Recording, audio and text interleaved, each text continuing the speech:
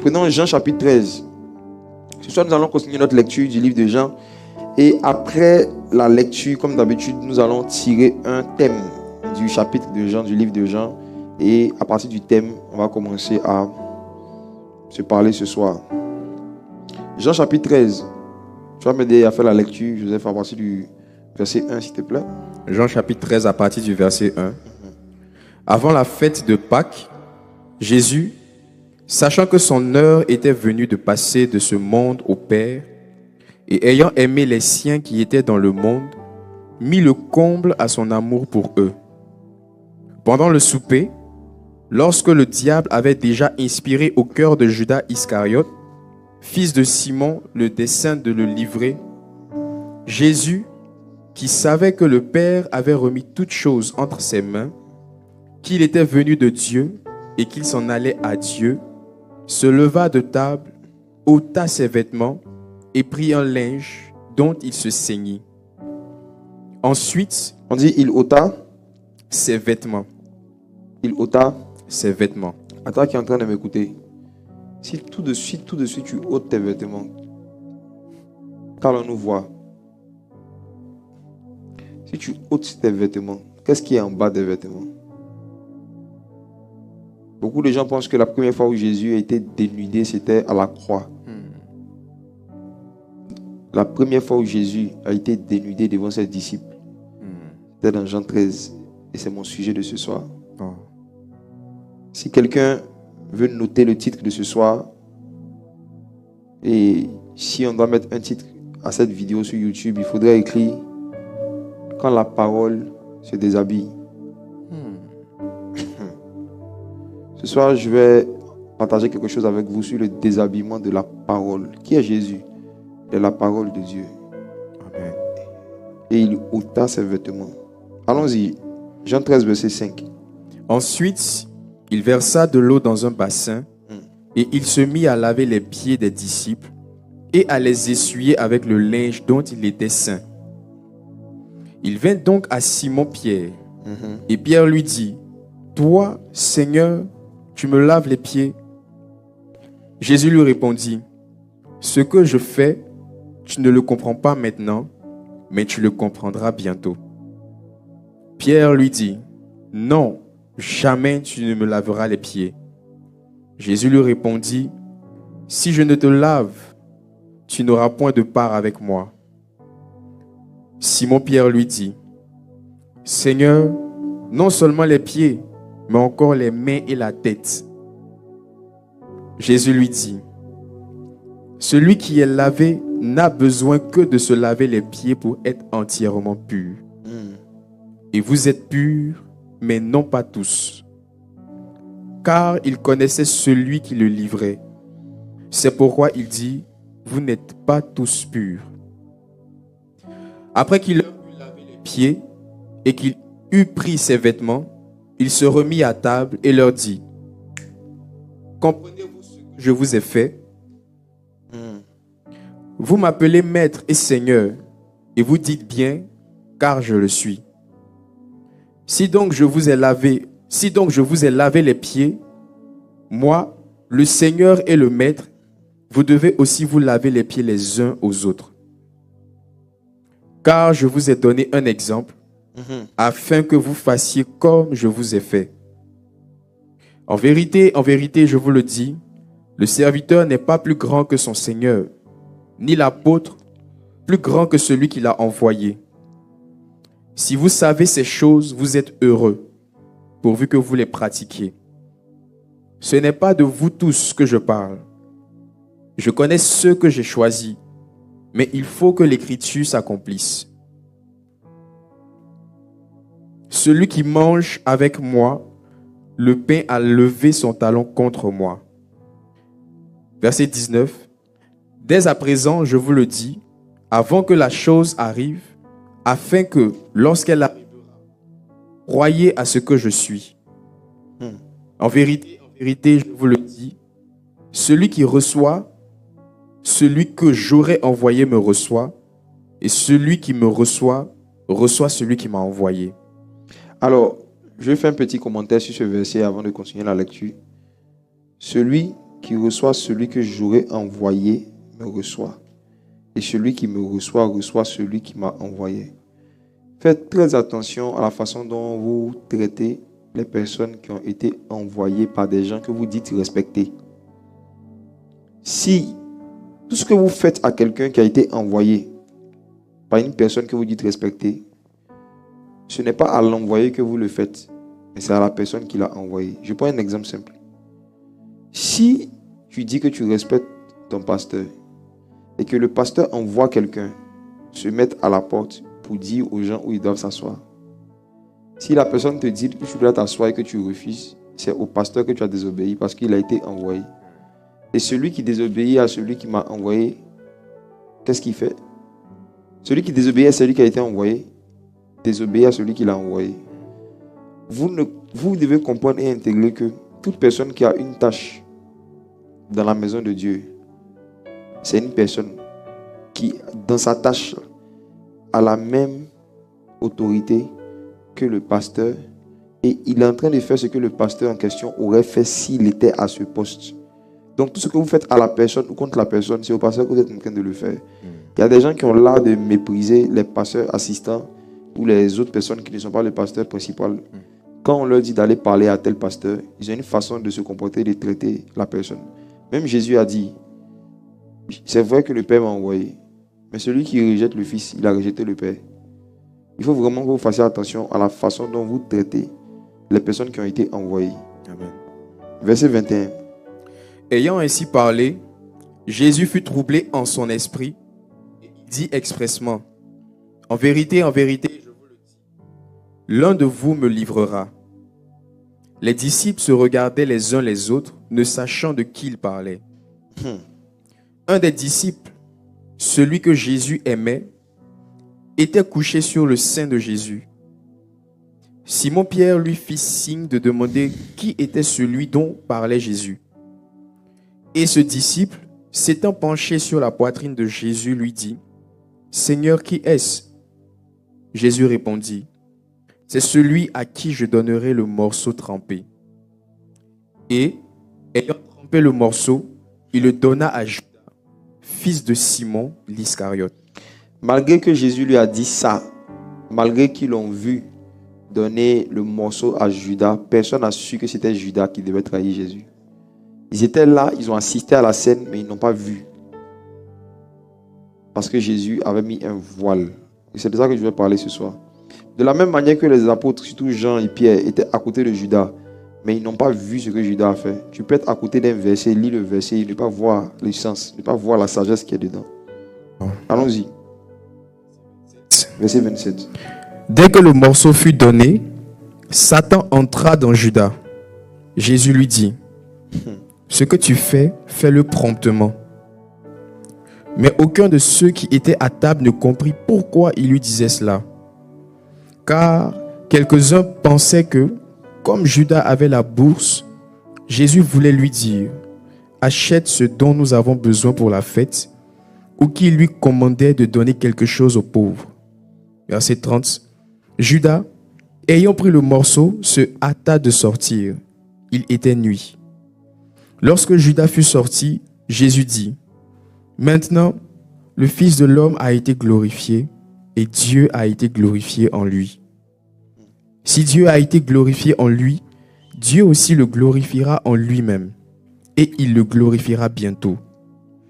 Mes petits enfants, je suis pour peu de temps encore avec vous. Vous me chercherez. Et comme j'ai dit aux Juifs, vous ne pouvez venir où je vais. Je vous le dis aussi maintenant. Je vous donne un commandement nouveau. Aimez-vous les uns les autres. Comme je vous ai aimé, vous aussi, aimez-vous les uns les autres. À ceci, tous connaîtront que vous êtes mes disciples, si vous avez de l'amour les uns pour les autres. Ça, c'est le logo. Ce verset, c'est le logo des disciples de Jésus. Quand tu vois une virgule, tu sais que c'est Nike. On n'a pas besoin d'écrire Nike. C'est ce qu'on appelle un logo. Le logo, c'est une image qui te fait reconnaître une entité ou une organisation directement ou une personnalité. De la même manière, le Seigneur Jésus-Christ a dit, voici comment vous allez reconnaître mes disciples. c'est quand vous allez les voir en train de s'aimer les uns les autres. Amen. Donc, on ne dit pas qu'on est disciple, on le démontre à travers des actes d'amour qu'on pose surtout envers d'autres disciples. Amen. Allons-y. Verset 36. Simon-Pierre lui dit, Seigneur, où vas-tu? Jésus répondit, tu ne peux pas maintenant me suivre où je vais, mais tu me suivras plus tard. Seigneur, lui dit Pierre, pourquoi ne puis-je pas te suivre maintenant? Je donnerai ma vie pour toi. Pierre, Jésus répondit, le poète. tu donneras ta vie pour moi. En vérité, je te le dis, le coq ne chantera pas que tu ne m'aies renié 3 fois. Amen. Amen. Alors, ce soir, après avoir lu en entier, comme d'habitude, nous allons tirer un sujet, un thème. On va relire Jean chapitre 13, versets 3 à 4. Et le thème de ce soir, c'est quand la parole se déshabille. Allons-y. Jésus, qui savait que le Père avait remis toutes choses entre ses mains, qu'il était venu de Dieu et qu'il s'en allait à Dieu, se leva de table, ôta ses vêtements et prit un linge dont il se ceignit. Amen. Amen. Jésus, dans Jean chapitre 1, a été présenté par Jean comme étant la parole de Dieu faite chair. Jean a présenté Jésus comme étant la parole faite chair. Donc Jésus est la parole de Dieu. Et Jésus, en tant que la parole de Dieu, était un jour en train de manger avec ses disciples. Et il y a une phrase qui a été dite à partir du verset, dans le verset 1, on nous dit que Jésus a mis le comble à son amour. Au verset 1, regardez, on dit Jésus, sachant que son heure était venue de passer de ce monde au Père, et ayant aimé les siens qui étaient dans le monde, mit quoi? Le comble à son amour. Il mit quoi? Le comble à son amour. Le comble à son amour. Le comble à son amour. Cette expression signifie que le Seigneur Jésus-Christ a démontré son amour au plus haut niveau, dans le plus haut niveau. Et le plus haut niveau de la démonstration de l'amour, c'est le déshabillement. Amen. Tu sais de quoi je parle? Ici, Jésus ne s'est pas révélé comme le Christ. Dans cette salle où ils étaient, il s'est révélé, du moins, il ne s'est pas révélé comme le Seigneur. Si, le Christ, mais pas comme le Seigneur. Mais ici, il voulait se révéler comme l'époux. La particularité d'une relation entre l'époux et l'épouse, c'est que quand l'époux veut mettre le comble à son amour, qu'est-ce qu'il fait? Il se déshabille. Le déshabillement ou encore le dévoilement, le fait d'enlever les voiles, enlever les habits qui empêche d'être vu totalement, est un acte qu'on utilise pour mettre le comble à son amour. Amen. Quand on dit le comble à son amour, ça veut dire amour fou. Ça veut dire que c'est ça qu'on appelle ça. En fait, le comble à son amour, c'est comme le paroxysme de la démonstration de ce qu'on peut ressentir pour quelqu'un. Donc Jésus n'a pas commencé à mettre le comble à son amour quand il est parti à Golgotha. Golgotha n'était que la finalité d'un début de démonstration d'amour que le Seigneur Jésus avait déjà commencé depuis Jean chapitre 13. Donc dans Jean chapitre 13, Jésus avait, sachant qu'il allait mourir bientôt, a décidé de mettre le comble à son amour. Il a décidé de démontrer son amour dans les plus hautes dimensions. Et la première dimension du comble de son amour, c'est le déshabillement. C'est le fait que la parole qui est Jésus, la parole faite chair, enlève les voiles, enlève les éléments qui empêchent qu'on le voie tel qu'il est. Frères et sœurs, dans notre vie chrétienne pratique, à quoi est-ce que cette réalité, cette partie du Jean chapitre 13 nous ramène? Quelles leçons pratiques, quels principes de sagesse est-ce qu'on peut tirer en fait de cette partie de Jean chapitre 13 quand Jésus ôta ses vêtements? Alors, voici. On va lire ensemble 2 Corinthiens chapitre 3, versets 6 à 18 pour voir comment est-ce que nous pouvons nous aussi expérimenter le fait que la parole enlève ses habits devant nous. 2 Corinthiens 3 à partir du verset 6. Allons-y. Il nous a aussi rendus capables d'être ministres d'une nouvelle alliance, non de la lettre, mais de l'esprit. Car la lettre tue, mais l'esprit vivifie. Allons doucement. Nous sommes dans une nouvelle alliance. Et l'ancienne alliance est appelée aussi la lettre. Et on nous dit que la lettre tue, mais c'est l'esprit qui vivifie. La lettre dont Paul parle ici dans ce contexte, c'est l'ensemble des éléments de la loi de Moïse qui ne sont plus en vigueur dans la nouvelle alliance. Il n'est pas en train de dire que l'Ancien Testament tue. Il n'est pas en train de dire que la Bible tue. Il est en train de dire qu'il y a des lois de Moïse qui ne sont plus en vigueur depuis que le Christ est ressuscité, qui apportent la mort. Donc la lettre dont il parle ici, c'est l'ensemble des lois de Moïse que Jésus est venu accomplir. Ça tue. Mais c'est l'esprit qui vivifie. Parce que c'est un verset souvent que les gens prennent pour ne pas étudier la Bible. Comme moi j'ai beaucoup marché il y a beaucoup tourné dans certains ministères prophétiques. Souvent quand quelqu'un ne veut pas prêcher, il dit la lettre tue. Quand les gens ne veulent pas s'asseoir pour faire des études bibliques profondes, il dit il ne faut pas être trop dans la lettre, il faut être dans l'esprit. La lettre tue. C'est l'esprit qui vivifie. Attention. La lettre en question ici, ce n'est pas la Bible. C'est la loi de Moïse dans le contexte. Et on va le voir en bas. Allons-y. Verset 7. Verset 7. Or, si le ministère de la mort, gravé avec des lettres sur des pierres, a été glorieux, au point que les fils d'Israël ne pouvaient fixer les regards sur le visage de Moïse. Bon, on va aller mot par mot pour que la compréhension de tout le monde soit bien.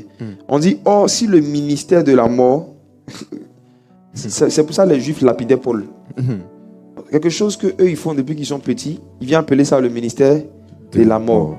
C'est pour ça que les Juifs l'attrapaient dans Actes légal, ne le rataient pas, le chicotaient. C'est comme ça qu'il leur parlait. Il dit, le ministère que vous faites là, vous les pharisiens, c'est le ministère de la mort. Chai. Or, si le ministère de la mort, gravé avec des lettres sur des pierres. Donc tu vois, la lettre là c'est quoi? Ce sont les lois que Dieu a gravées sur des pierres. C'est ça qui tue. Allons-y, a été glorieux.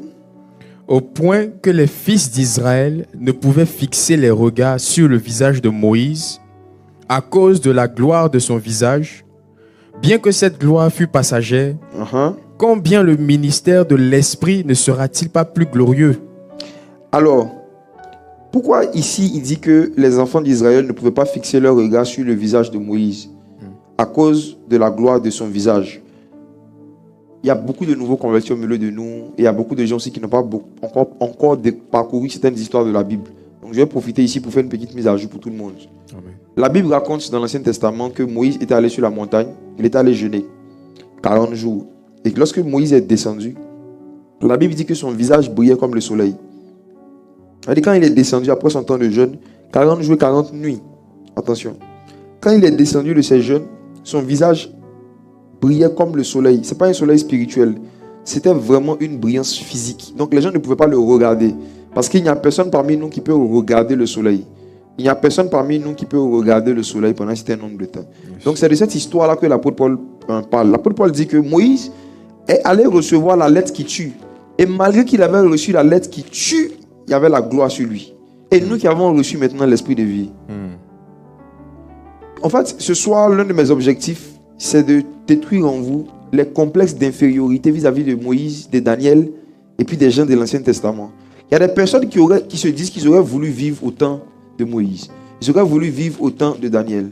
Alors, c'est votre ignorance de la puissance qui est dans le sang de Jésus qui vous donne ce genre d'envie.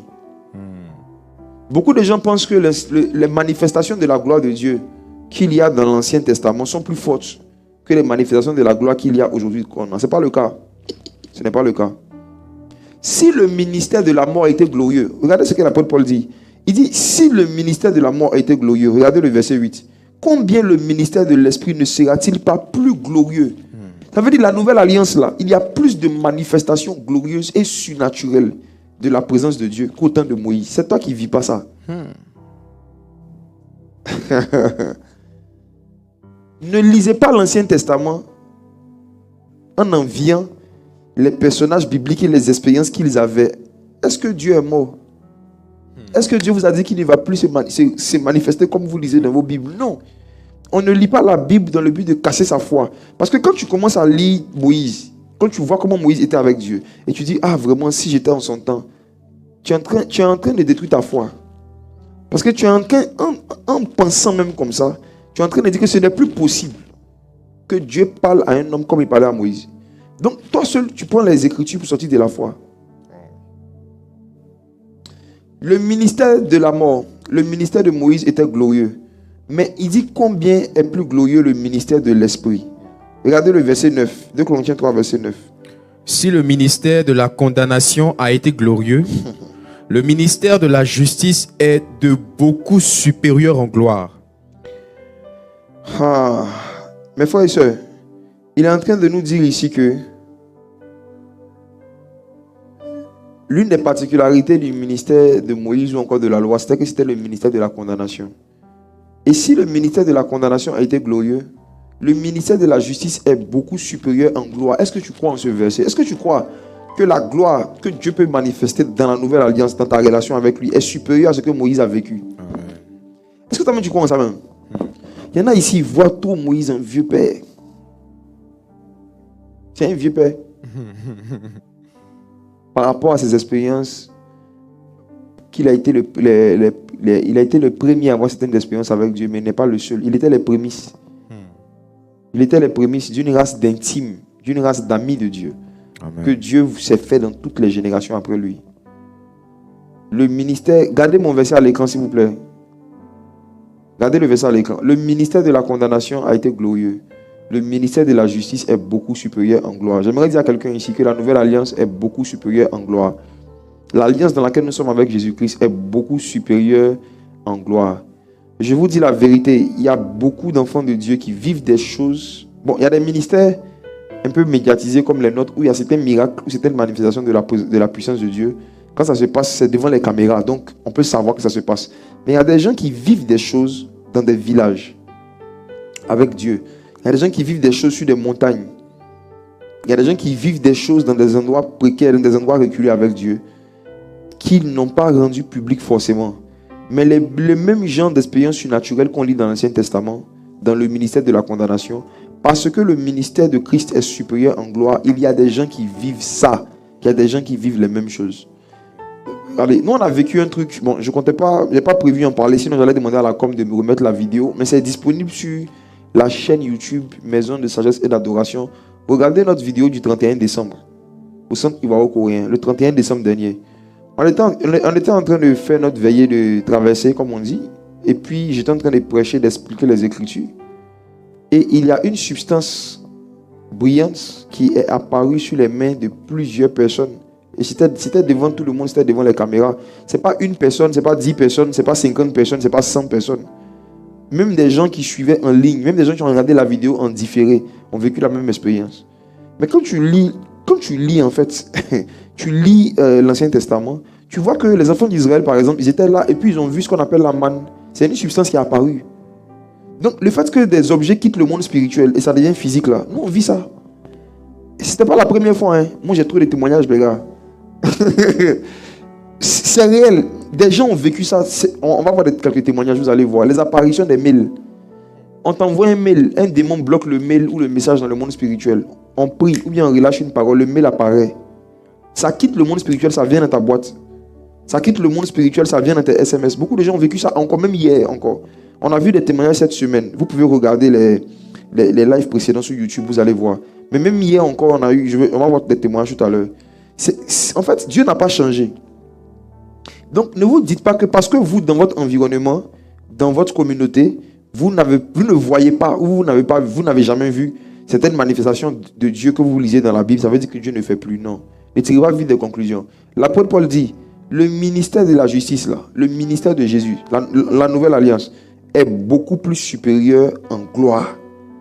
Maintenant, je vous donne un verset. On va revenir tout à l'heure dans 2 Corinthiens 3. Mais je veux vraiment vous aider à faire mourir votre complexe d'infériorité vis-à-vis des gens de l'Ancien Testament. Ecclésiaste, chapitre 7, verset 10.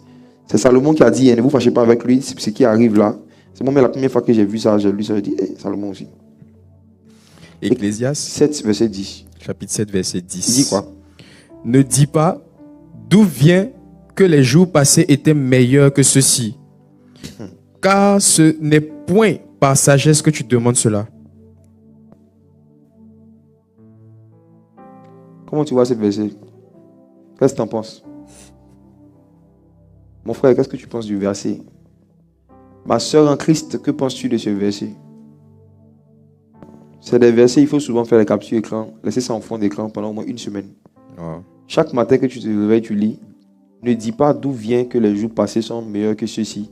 Ce n'est pas la sagesse qui te pousse à demander cela. Ça veut dire que chaque fois qu'on a voulu vivre les jours passés, c'est une folie qui était en nous, qui nous fatiguait.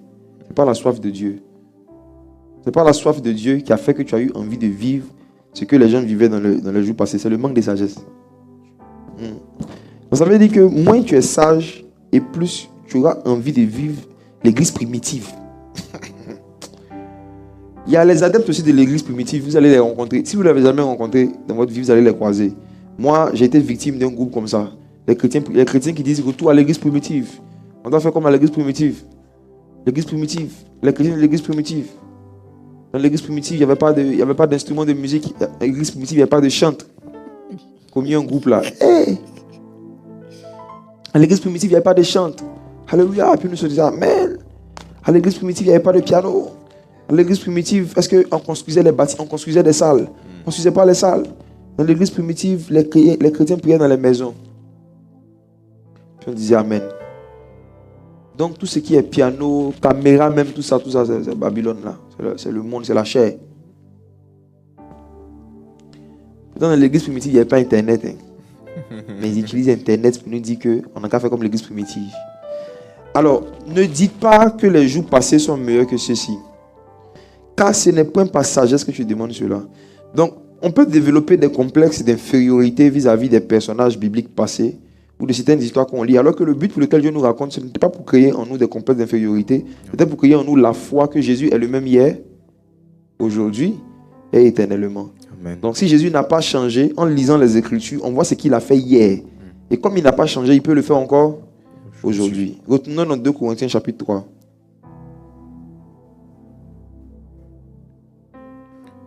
2 Corinthiens 3, on va continuer la lecture à partir du verset 10.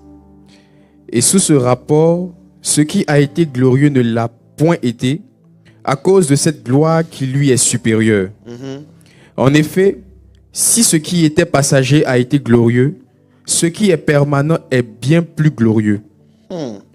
Ayant donc cette espérance, nous usons d'une grande liberté et nous ne faisons pas comme Moïse, qui mettait un voile sur son visage pour que les fils d'Israël ne fixassent pas les regards sur la fin de ce qui était passager. Alors, dans l'histoire que je vous racontais, quand Moïse est descendu de la montagne, la Bible dit que lorsqu'il a su que son visage brillait comme le soleil, qu'il avait la gloire sur son visage, Moïse a pris un voile et il l'a mis sur son visage. Moïse a caché la gloire.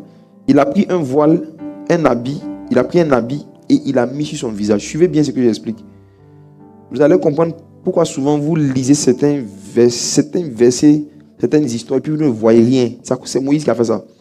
Moïse a pris un voile et puis Moïse a mis sur son visage. Il venait de créer un système. En fait, je vais vous dire quelques vérités profondes sur Moïse. Il y a des humains dans la Bible et jusqu'à aujourd'hui dans la vie qui marchent avec Dieu et qui deviennent tellement intimes avec Dieu. Écoutez ce que je vais dire. Ils deviennent tellement intimes avec Dieu que ces gens-là deviennent ce que Dieu leur avait donné. Je reprends.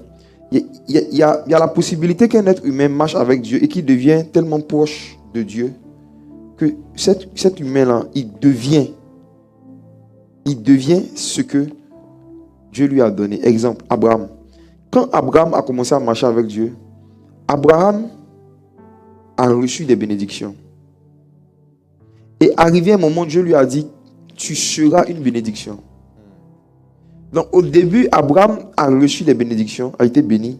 Mais après, Abraham est devenu une bénédiction. Donc il est devenu ce que Dieu lui avait donné. Au point où tous ceux qui mouraient, quand ils mouraient sous la loi, partaient dans le sein d'Abraham. Donc Abraham n'était plus le nom d'une personne, c'était le nom d'un système. Donc il y a certains humains qui marchent avec Dieu et puis arrivé un moment, ils deviennent des systèmes. Donc tout ce qu'ils vont faire devient un système établi. Je prends un autre exemple.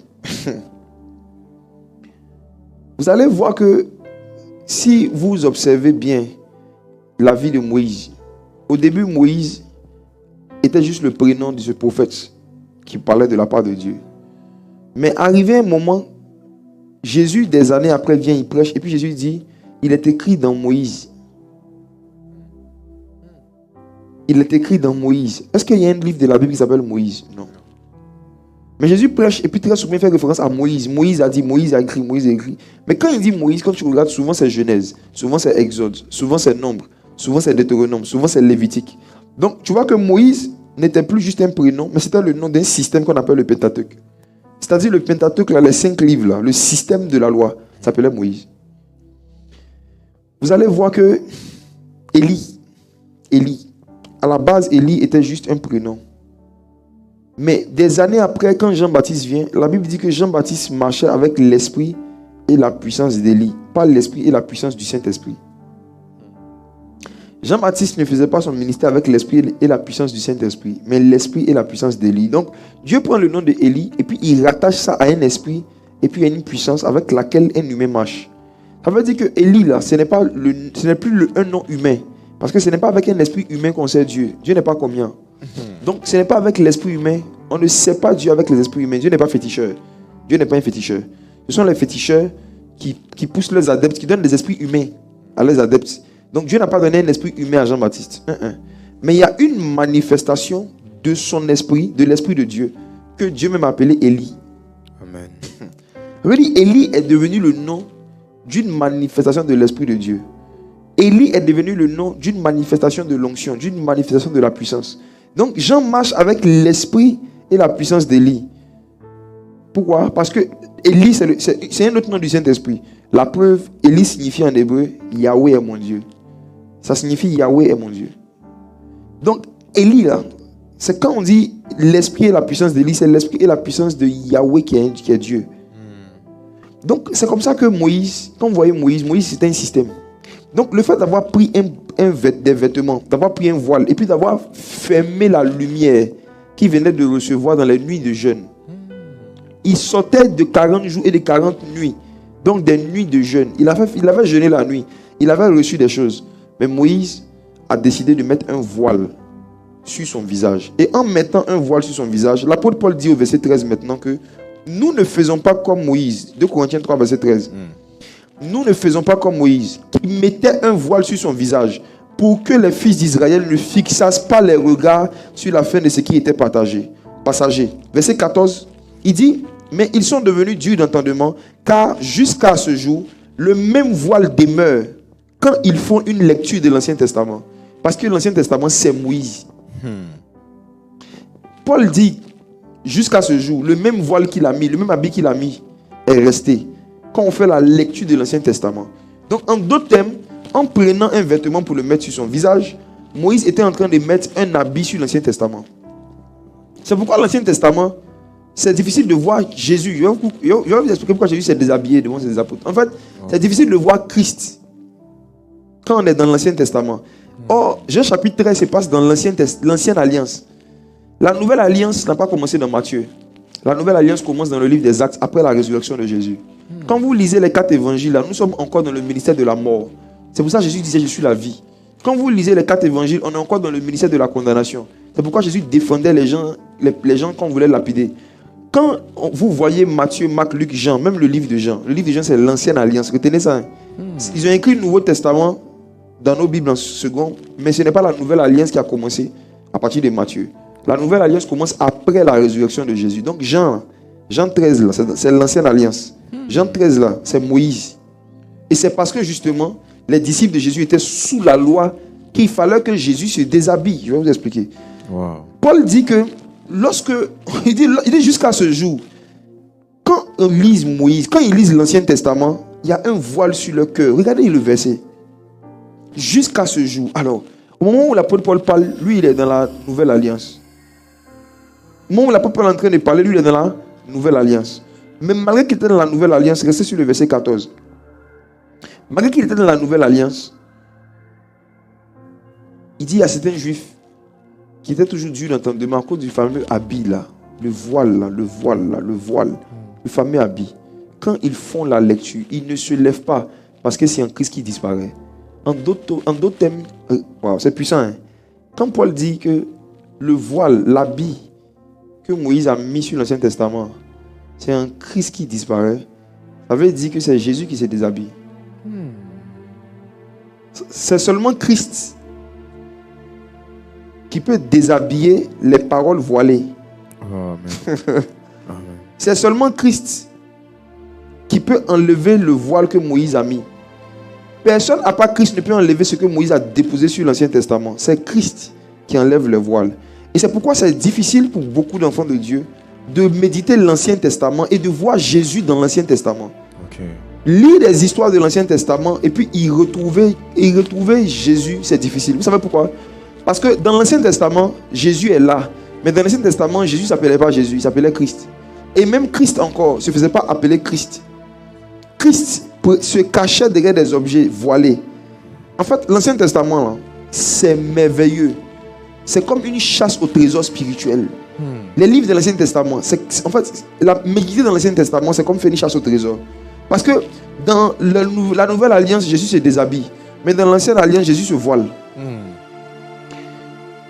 En prenant un voile et mettant sur son visage, Moïse était en train de voiler Christ dans l'Ancien Testament.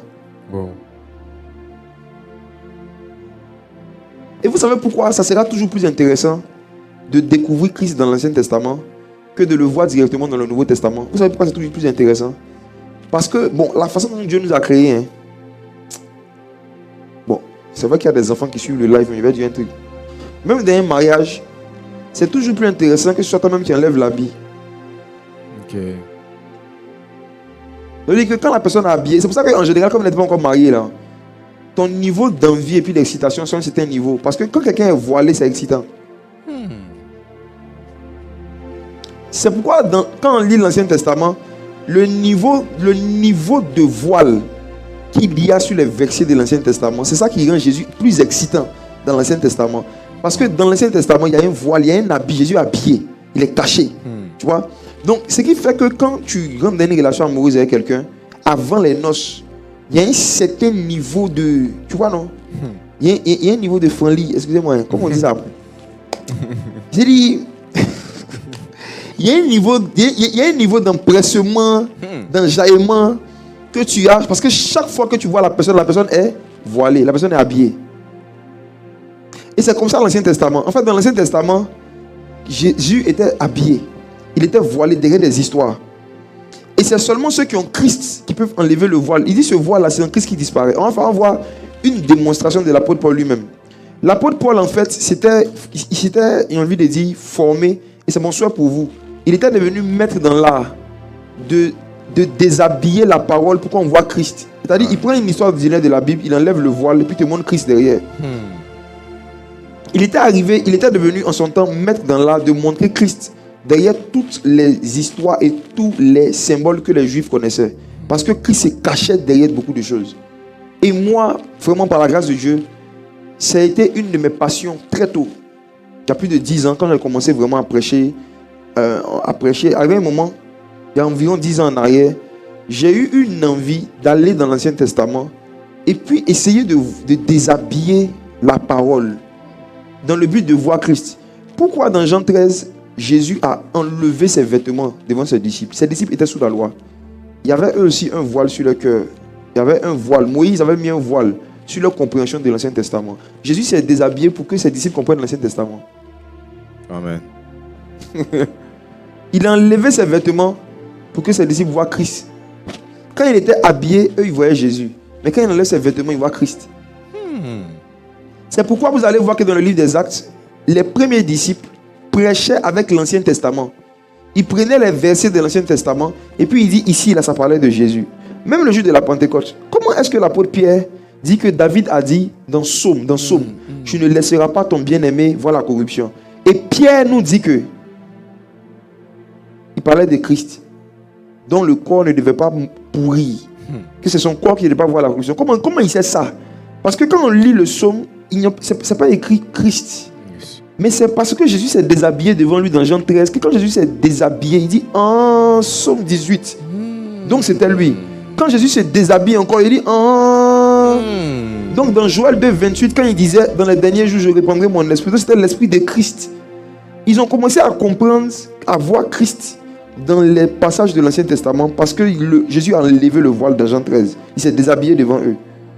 Et vous savez, on va voir un exemple pratique. Je vais vous donner un exemple de comment est-ce que Paul pouvait prendre un passage et puis le déshabiller. Déshabiller l'écriture pour qu'on voit la parole. Amen. Déshabiller le verset pour qu'on voit Christ. Et quand vous méditez sur tout l'Ancien Testament, il faut vraiment...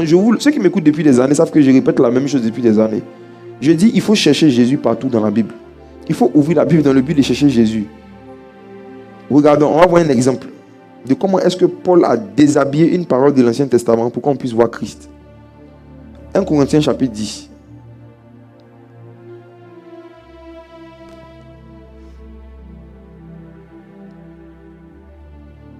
« 1 Corinthiens 10, à partir du verset 1, je lis. « Frères, je ne veux pas que vous ignoriez que nos pères ont tous été sous la nuée, qu'ils ont tous passé au travers de la mer. Restons d'abord sur ce verset. Quand les enfants d'Israël sont sortis d'Égypte, Paul leur rappelle aux Corinthiens que quand ils sont sortis, ils étaient sous la nuée. Il y avait une nuée dans le ciel qui les conduisait. Et puis après, ils ont traversé la mer Rouge. Maintenant, regardez comment il va déshabiller cette petite information. Au verset 2, Paul dit qu'ils ont tous été baptisés en Moïse dans la nuée et dans la mer. Il dit, quand toi tu lis l'Ancien Testament, toi tu vois seulement des Juifs en train d'être conduits par une nuée et de traverser la mer Rouge. Paul dit, cette façon de voir l'histoire là, ça c'est quand l'histoire est habillée. Maintenant, si on note les vêtements de la parole, en fait, ce n'était pas une marche, c'était un baptême.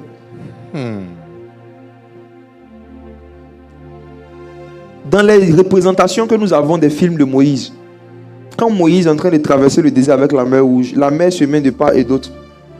Comme la terre est sèche, les gens ont représenté ça en montrant beaucoup de gens qui sont loin de l'eau et qui marchent.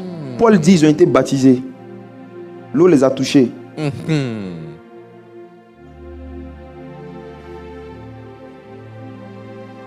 C'est pourquoi Jésus vient et puis dit, celui qui croira et qui sera baptisé sera sauvé. Parce que les enfants d'Israël ont été baptisés, c'est après ça qu'ils ont été sauvés d'Égypte. Amen. Ils ont été baptisés dans la nuée. Oui. La nuée était au ciel. Et Jean a été clair. Matthieu 3. Moi, je vous baptise d'eau en signe de repentance. Mais il y a quelqu'un qui vient après moi. Lui, il baptise du Saint-Esprit et de feu, la nuée. Ils ont été baptisés d'en haut. Ils ont été baptisés d'en bas. C'est Paul qui dit ça ici. Quand la parole se déshabille, tu te rends compte que derrière certaines histoires de l'Ancien Testament qui ressemblaient juste à des faits historiques, il y avait pourtant l'évangile de Christ qui était là. Donc il dit que le baptême n'a pas commencé en fait quand Jean est venu. Le baptême a commencé au temps de Moïse. Est-ce que tu savais ça?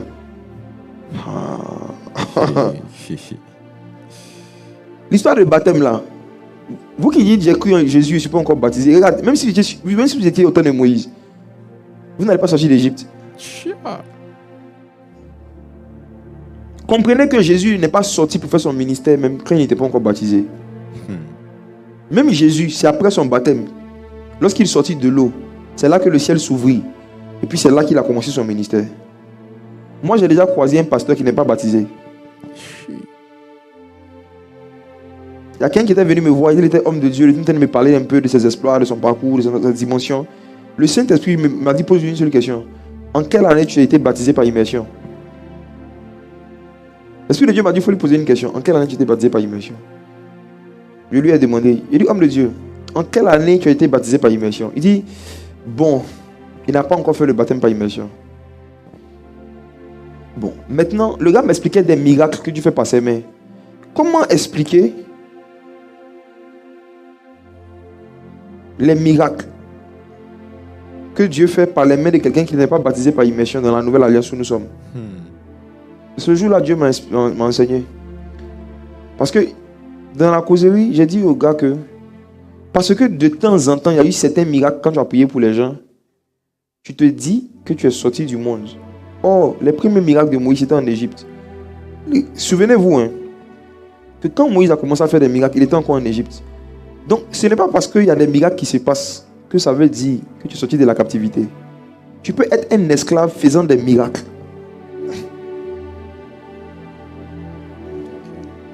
Jésus avait envoyé l'apôtre Pierre dans Matthieu chapitre 10 pour aller prier pour des gens.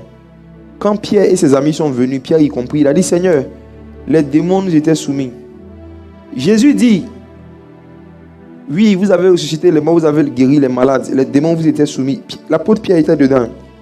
Et puis Jésus dit, ce que vous avez vu c'est petit, vous avez vu seulement les démons. Moi je voyais Satan tomber du ciel même, comme un éclair. Il finit de dire ça. Et puis Jésus dit à Pierre quelques chapitres après, Pierre, quand tu seras converti, affermis tes frères. Quelqu'un qui est allé chasser les démons en son nom, en griffe, à qui il a donné la puissance pour aller faire certains miracles, quand il est revenu, Jésus lui parle de conversion. Quand tu seras converti, affermis tes frères. Et ce jour-là, j'ai pris le temps et puis j'ai aidé un peu l'homme de Dieu. Je lui ai dit, en vérité, tu es comme Nicodème. Si tu ne nais d'eau et d'esprit, tu ne vas pas voir le royaume de Dieu. Tu vas indiquer le royaume de Dieu aux gens. Tu vas prêcher le royaume aux gens. Mais toi-même, tu ne vas pas voir le royaume.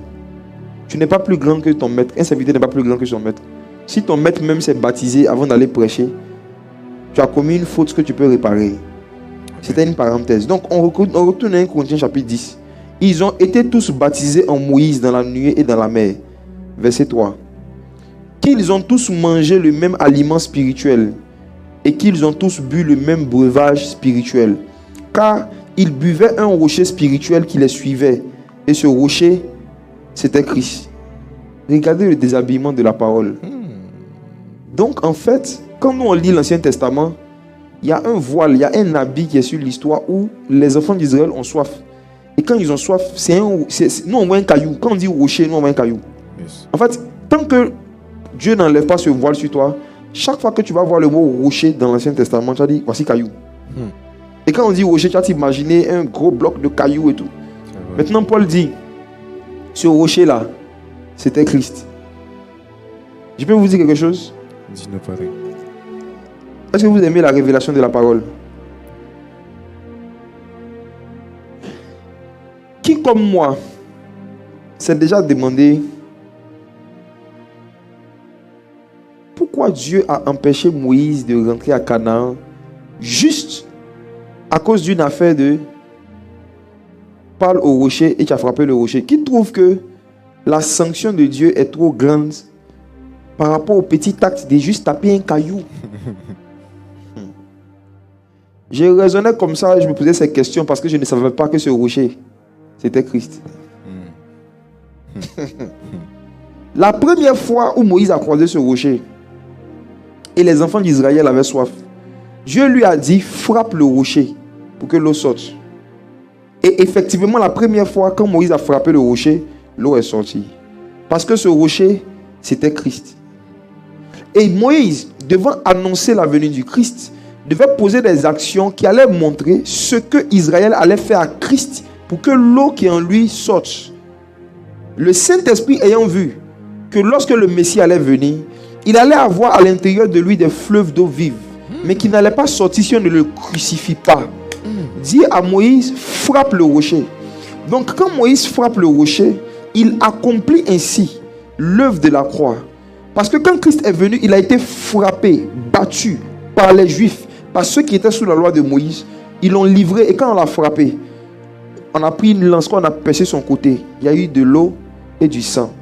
Donc en frappant le rocher, Moïse était en train d'annoncer et d'accomplir la crucifixion de Christ. Mais que le Christ devait être frappé une seule fois. Il devait mourir une seule fois. Avant sa crucifixion, si on veut qu'il nous abreuve, on doit le crucifier. Mais après sa résurrection, si on veut qu'il nous abreuve, on doit prier, on doit parler. Donc la deuxième fois où Moïse se retrouve devant un problème où les enfants d'Israël ont soif, parce que ce rocher était Christ. Dieu dit à Moïse, parle au rocher. Parce qu'en ce moment-là, le rocher est ressuscité. Il a déjà frappé une fois. Et là, il est ressuscité. Maintenant, quand tu veux quelque chose, tu n'as pas besoin encore de le frapper. Tu dois juste parler. La vie de prière. Et au lieu de prier, Moïse a frappé. Donc, en frappant le rocher une deuxième fois, c'est comme si Moïse était en train de crucifier Jésus une deuxième fois. C'est pourquoi la sanction était grave. Donc, Dieu dit à Moïse, tu ne rentres pas à Canaan, pour que les Hébreux, des milliers d'années plus tard, vont comprendre que celui qui a reçu Jésus ressuscité, celui qui a bu de l'eau de Jésus ressuscité, et puis qui renie Jésus et qui va il crucifie encore une deuxième fois le Fils de Dieu. Et c'est l'auteur de l'Épître aux Hébreux qui l'a dit. On va lire ça. Oh. Vous dites qu'il a tapé un caillou, c'est pourquoi il n'est pas rentré à Canaan. Non, c'était pas un caillou, c'était Christ. On ne crucifie pas Jésus deux fois, sinon après il n'y a plus de salut.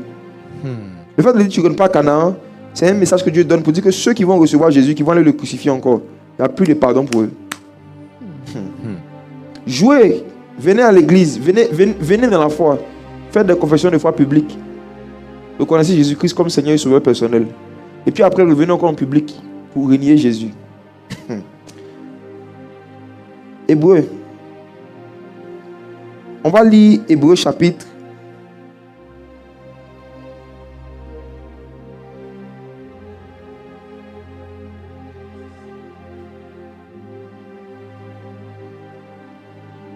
Hébreu chapitre 10.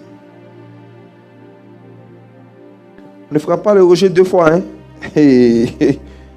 On ne fera pas Jésus deux fois.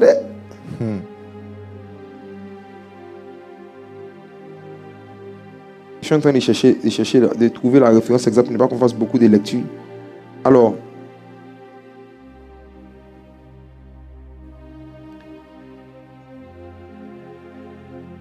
lisons Hébreu chapitre 6. Hébreu chapitre 6, à partir du verset 4. Hébreu 6, à partir du verset 4. Car il est impossible que ceux qui ont été une fois éclairés, retenez ça, oui, qui ont goûté le don céleste, oui, qui ont eu part au Saint-Esprit, oui, qui ont goûté la bonne parole de Dieu et les puissances du siècle à venir, et qui sont tombés, soient encore renouvelés et amenés à la repentance. Très bien. Puisqu'ils crucifient pour leur part le Fils de Dieu et l'exposent à l'ignominie. Ok. Il parle d'une catégorie de personnes qui vont crucifier encore Jésus une deuxième fois. Une catégorie de personnes qui viennent frapper le rocher deux fois. Des gens commencent à avoir peur. Les gens disent, ah, il est rétrograde. Et nous qui sommes tombés, soyez calmes. Soyez calmes. Rélisez doucement. Hébreu chapitre 6, verset 4. L'apôtre, du moins l'auteur a donné beaucoup de critères qu'il faut remplir avant que tu sois sur la liste des personnes que si jamais tu tombes, c'est fini pour toi.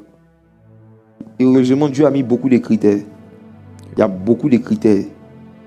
Et la majorité d'entre nous là, on ne répond pas à ces critères-là. Et vous allez comprendre pourquoi Dieu souvent ne vous fait pas vivre certaines expériences surnaturelles. Pourquoi Dieu ne vous éclaire pas. Parce que si Dieu vous donne certains éclairages et que après ça, vous reniez Jésus, vous retournez dans le monde, c'est fini. Tu ne rentres plus à Canaan, Moïse. Moïse a été trop éclairé au point où son visage était devenu comme le soleil.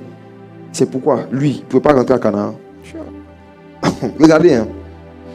Allons doucement. Voici les critères à remplir pour être quelqu'un que si tu t'amuses à retourner dans le monde, c'est fini. On ne peut plus te ramener à la repentance. Voici les critères à remplir. Critère numéro 1. Hébreu 6, verset 4. Étudions doucement. N'ayez pas peur, vite. Il dit, car il est impossible que ceux qui ont été une fois éclairés, ça fait 1. 2. Qui ont goûté au don céleste, ça fait 2. 3. Qui ont eu part au Saint-Esprit, ça fait 3. Si tu t'arrêtes là, tu vas avoir peur. Parce que nous tous, on a déjà été éclairés au moins une fois. Nous tous, on a déjà goûté au don gratuit de Dieu qui est la vie éternelle. Nous tous, on a déjà eu part au Saint-Esprit. Mais heureusement que Dieu ne s'est pas arrêté là. Ça continue. Qui ont goûté à la bonne parole de Dieu. Si on était arrêté là aussi, on était morts nous tous. Mais puis, il a ajouté un dernier élément. Les puissances du siècle à venir. Les puissances du siècle à venir.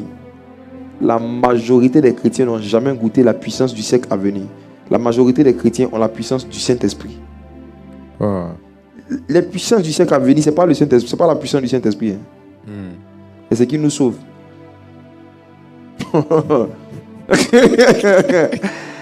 Vous avez vu la liste des choses qu'il fallait remplir. Moïse cochait toutes les cases par rapport à Canaan terrestre. Moïse, en son temps, sous la loi, il était éclairé. Moïse, sous la loi, a goûté au don céleste. Il a goûté à la grâce. Moïse, sous la loi, a eu part au Saint-Esprit. Moïse, sous la loi, a connu la bonne parole de Dieu. C'est la mauvaise parole. En fait, pourquoi il précise la bonne parole de Dieu? Parce qu'il y a une mauvaise parole de Dieu qu'on appelle la loi. Ok. Moïse a donné la mauvaise parole de Dieu à ceux qui avaient un mauvais cœur. Par exemple, Jésus, les pharisiens lui demandent, est-il permis à un homme de répudier une femme pour un motif quelconque? Parce que Moïse nous a permis de faire ça. Et puis Jésus leur dit, c'est à cause de la dureté de votre cœur que Moïse vous a permis de répudier votre femme, de divorcer pour un motif quelconque. C'est à cause de la dureté de votre cœur. En d'autres termes, il dit, mais au commencement, il n'en était pas ainsi. En d'autres termes, Moïse ne vous a pas donné la parole du commencement. Il vous a donné la parole qui ressemble à votre cœur. Il vous a donné une mauvaise parole parce que vous avez un mauvais cœur. Sinon, ce n'était pas la volonté de Dieu. Donc, mais lui, il a goûté à la bonne parole, lui Moïse, à la bonne parole de Dieu. Vous voyez? Et les puissances du siècle à venir. Il était sous la loi, non? Mais regardez le type d'expérience surnaturelle que Moïse avait.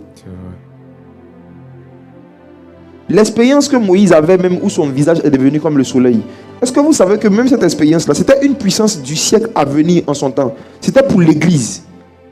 Parce que quand Étienne est venu, quand vous lisez Actes chapitre 7, Étienne a vécu la même expérience. Étienne prêchait, et pendant qu'il prêchait, son visage est devenu comme le soleil, comme celui d'un ange. Donc, cette expérience-là, c'était une expérience du siècle à venir. Mais Moïse a goûté à ça en son temps. Il a goûté à la puissance du siècle à venir. Donc, si quand lui, il est en train de frapper le rocher, Dieu dit, tu ne rentres pas à Canaan. Mais Dieu ne peut pas l'interdire de rentrer au paradis parce que Dieu ne tient pas compte des temps d'ignorance. Lui, il ne savait pas que ce rocher, c'était Christ. Lui, il ne savait pas ça. Il ne savait pas que c'était Christ. Maintenant, Paul nous informe. Il nous informe que, en fait, ce rocher-là, c'était Christ. Donc, juste à partir de cette information, vous voyez tout ce qu'on arrive à comprendre dans l'Ancien Testament, le voile quitte, tu vois, la parole se déshabille, ça devient clair. Wow. On comprend maintenant pourquoi est-ce que Dieu a dit tu ne rentres pas à Canaan. Et la Bible dit que Dieu a pris le corps de Moïse et puis Dieu lui-même l'a enseveli dans un endroit que personne ne sait. Ça, c'est un autre discours. Ce qui est sûr, quand Jésus est venu sur la terre, là, Moïse et Élie sont venus pour parler avec Jésus. Pierre, Jacques et Jean ont vu Moïse et Élie, pas leurs âmes, leur corps physique. Pierre, Jacques et Jean ont vu le corps physique de Moïse et Élie qui sont venus parler avec Jésus. Pierre, Jacques et Jean ont vu le corps physique de Moïse et d'Élie qui sont venus s'entretenir avec Jésus par rapport à son séjour à Jérusalem. Frère, quand on lit Moïse, il y a un voile.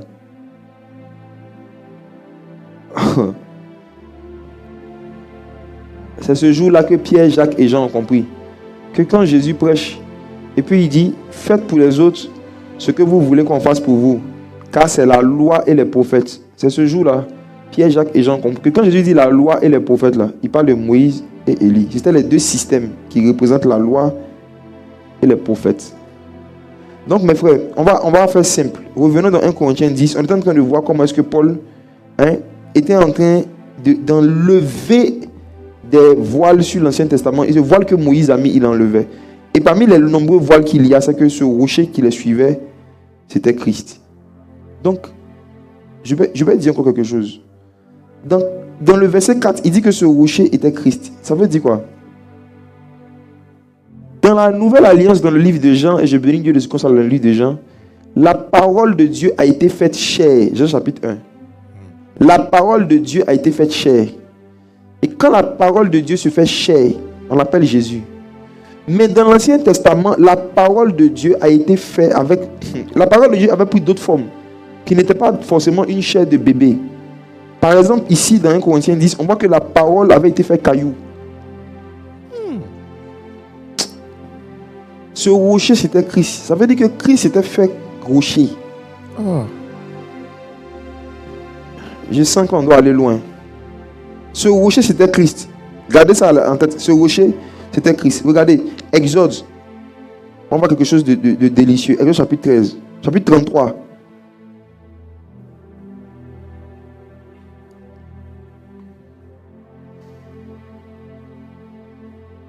Quand Moïse a dit à Dieu, on va Exode 33, on va lire à partir du verset 21. Avant de lire, quand Moïse a dit au Seigneur, Seigneur, fais-moi voir ta gloire.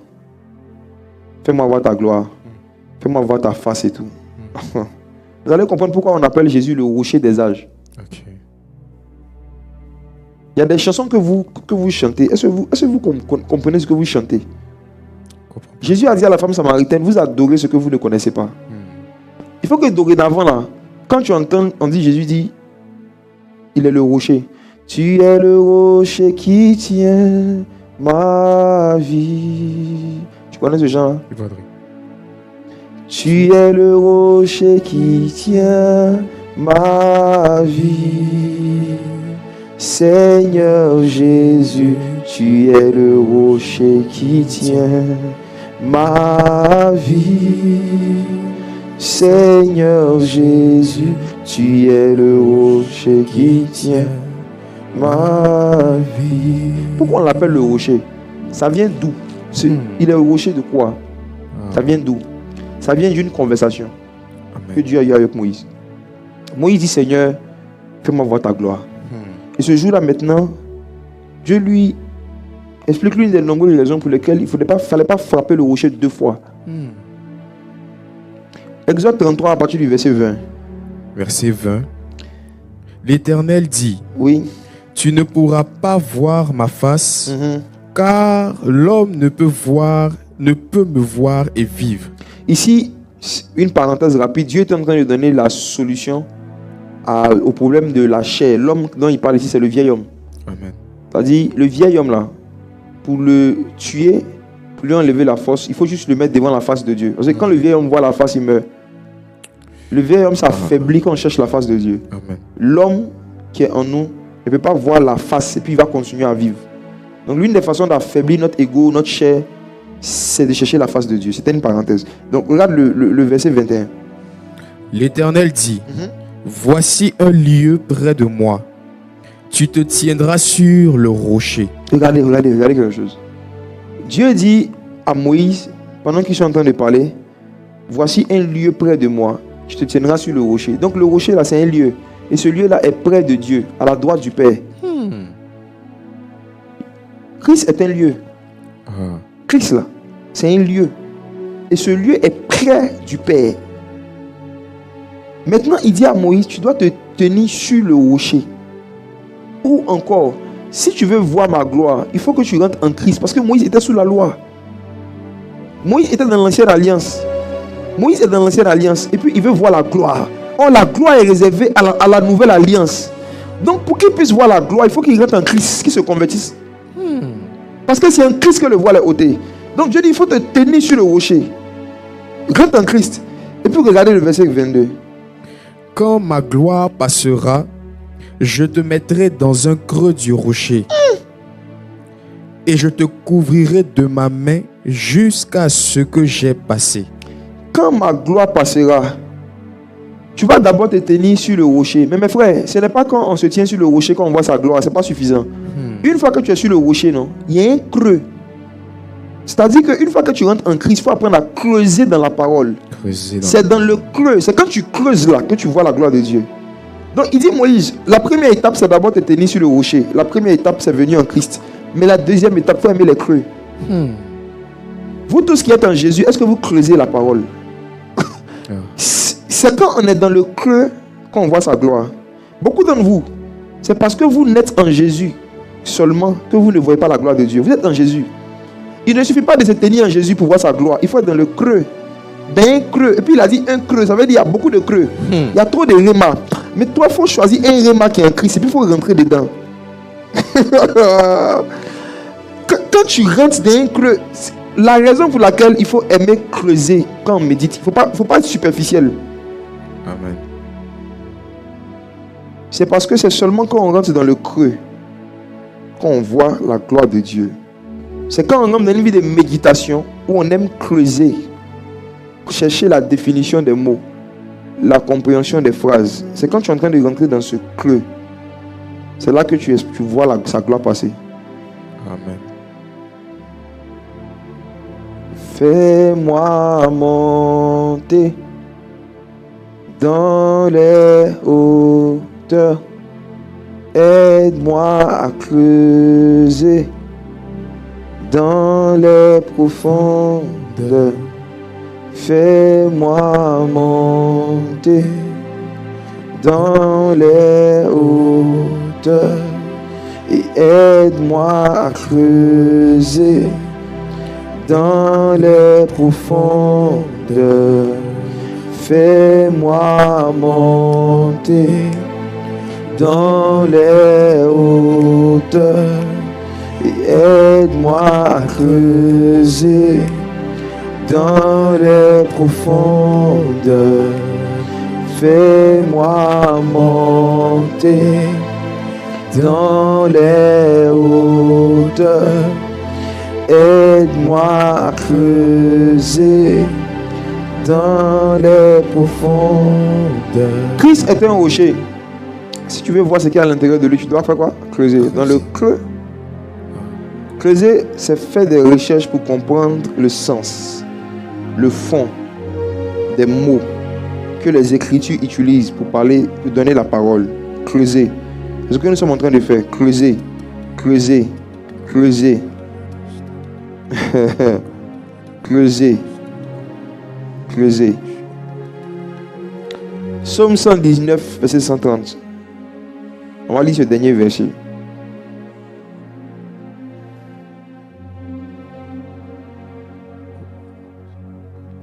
L'ample de Gevelento de la Zibre de l'Eguisha. Psaume 119, verset 130. Psaume 119. Malento fle de Gelitus. Allons-y.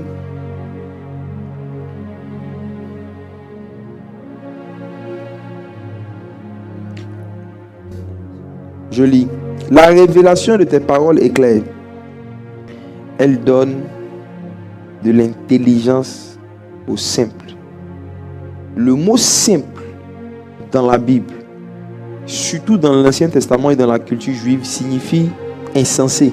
Simple, ça veut dire, en fait, c'est le mot gentil de bête. C'est le mot gentil d'idiot, de stupide. Il dit, la révélation de ta parole est claire, elle donne de l'intelligence au simple. Vous allez retrouver ce mot simple là très souvent dans le livre des Proverbes.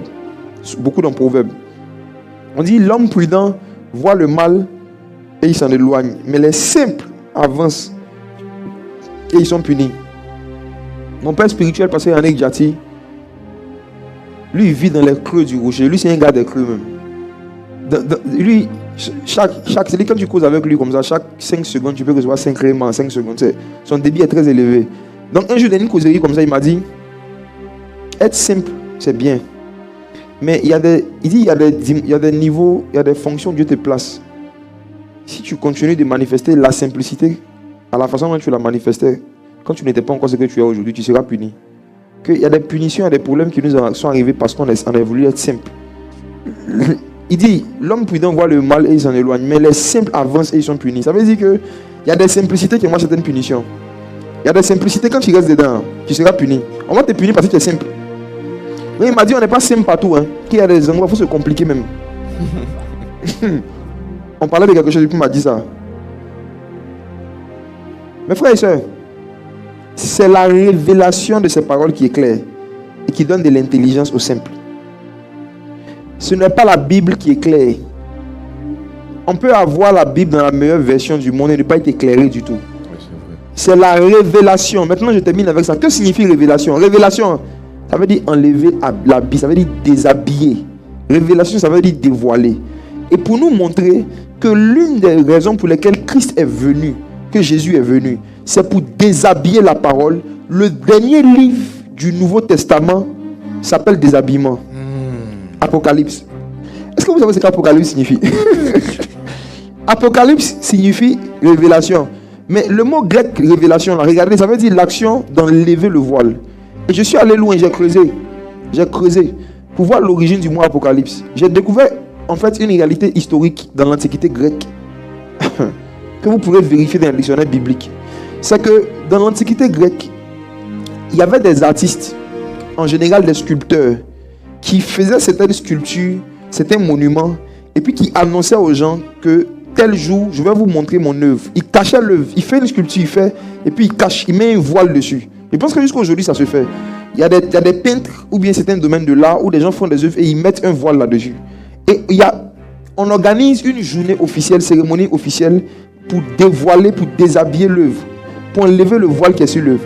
Donc, Apocalypse, dans l'Antiquité grecque, c'était le nom en fait d'un événement qui consistait à ce qu'un artiste enlève le voile sur une œuvre sur laquelle il a travaillé pendant longtemps.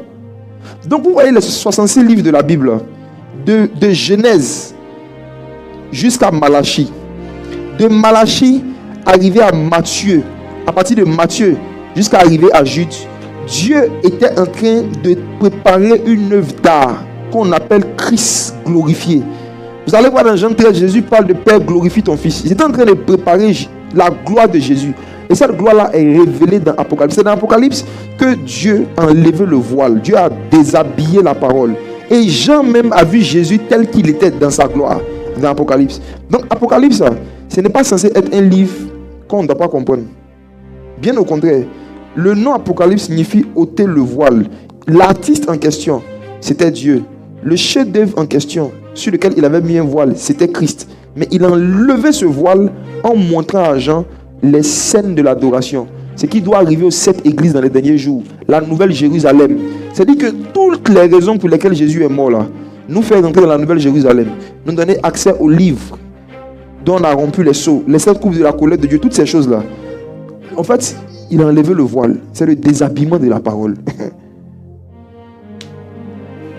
Frères et sœurs, c'est en Christ que ce voile disparaît, disait l'apôtre Paul en 2 Corinthiens 3. Nous devons, l'heure vient, elle est déjà venue, où notre passion et nos plus grands sujets de prière, au-delà de tous les besoins que nous avons, notre plus grand sujet de prière, ce soit de demander au Seigneur davantage, d'enlever les voiles qui nous empêchent de voir Christ dans les Écritures. Amen. Je vous dis tout ça pour vous. Je suis en train de vous transférer une passion. Je suis en train de vous transférer un esprit. Pendant que je suis en train de parler, mais les paroles que je vous ai dites sont esprit et vie. Et c'est quel esprit? L'esprit de sagesse et de révélation. L'esprit de la méditation. Je suis en train de... Actuellement, ça ne ressemble à rien. Donc, beaucoup parmi vous, quand vous allez repartir, relire des histoires de l'Ancien Testament, vous allez voir qu'il y a un voile qui est ôté. Vous allez voir qu'il y a un habit qui a quitté. Vous allez voir qu'il y a une incompréhension qui a sauté. Parce que c'est en Christ que ça disparaît. Donc quand on est en train de te parler de Christ, on est en train de te mettre sur un endroit où il n'y aura plus de voile sur certaines choses. C'est ce que tu vas commencer à comprendre naturellement. Naturellement. Je vais dire quelque chose d'un peu lourd.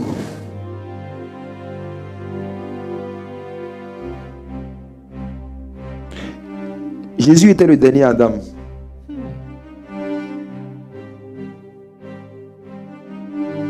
C'est la raison pour laquelle il fallait absolument qu'il meure nu. Le premier Adam a été créé nu. Il vivait nu. Et il n'en avait point honte. Le premier Adam ne cachait pas la gloire qui était sur lui. Il fallait que les animaux et la création qui étaient autour là voient Christ au travers d'Adam.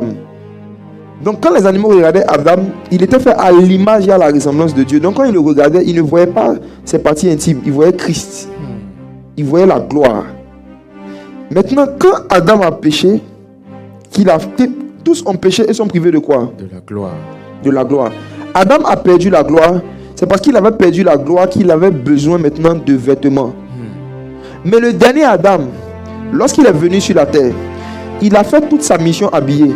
Et comme il a été revêtu de gloire, il n'avait plus besoin de vêtements. C'est parce qu'il était... Dans Jean 13, il dit Père, glorifie ton Fils. Même dans Jean 17, il dit Père, glorifie-moi. Glorifie-moi de la gloire que j'avais quand j'étais auprès de toi. Donc, parce que Jésus, le dernier Adam, était revêtu de gloire, le fait de le déshabiller n'était plus un problème. Donc, le premier Adam s'est habillé lorsqu'il a péché. Mais le dernier Adam s'est déshabillé lorsqu'il venait ôter le péché. Le premier Adam s'est habillé parce qu'il était privé de la gloire. Mais le dernier Adam a été déshabillé parce qu'il devait rentrer dans la gloire. C'est glorieux. C'est pourquoi même à sa résurrection, souvenez-vous, lorsque les femmes sont venues, qu'elles ont ouvert la tombe, ses vêtements étaient pliés et rangés dans un coin. Parce qu'on ne rentre pas dans la gloire habillée. C'est pourquoi, quand Dieu veut commencer à faire exploser sa gloire, l'une des choses qu'il fait, c'est qu'il donne à un prédicateur un message qui enlève des voiles. Et au fur et à mesure que le voile est enlevé, la gloire est disponible. Pendant que je suis en train de parler, la guérison est disponible. Amen. De quoi tu as besoin? Tu n'as pas besoin de prière, tu as besoin de la gloire. La gloire de Dieu est partout actuellement. Je sens fortement la gloire de Dieu dans des maisons, dans des téléphones, sur des télés. Sa gloire est partout. Pourquoi? Parce qu'on vient de déshabiller, on vient d'enlever un voile sur la parole.